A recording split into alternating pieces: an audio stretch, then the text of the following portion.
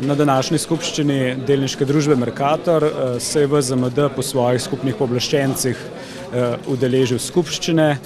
Skupščina je potekala skladno s pričakovanji, sprejeti so bili vsi predlogi uprave, noben nasprotni predlog ni bil podan.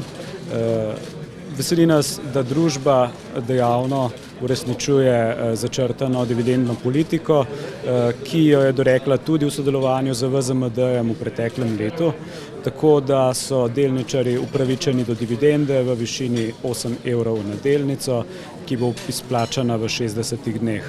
Posebnih presenečenj na skupščini, kot rečeno, ni bilo, nas pa je predsednik uprave, gospod Debeljak, tudi obvestil, da tečejo določeni pogovori z družbo Agrokor oziroma o možnostih sodelovanja z njeno trgovsko verigo Konzum, vendar pa vsebine teh pogovorov zaenkrat ni mogel še razkriti. Delničarji so podprli vse predlagane sklepe, odobrili dividendo v višini 8 evrov na delnico, podelili razrešnico upravo in nadzornemu svetu in določili tudi revizorja za leto 2011.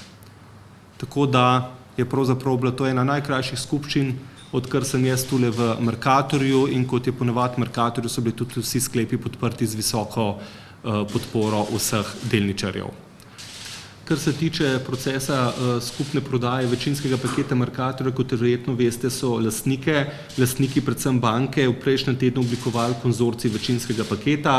Oni postopek vodijo in trenutno so, kolikor sem seznanjen, v fazi izbire njihovega investicijskega svetovalca, in ko bodo to storili, se bo postopek nadaljeval. Res je tudi, da smo mi v začetku marca posredovali Agrokorju pobudo, da bi Mercator kupil Konzum in da bi se tako izvedla strateška povezava med Mercatorjem in trgovskim delom koncerna Agrokor.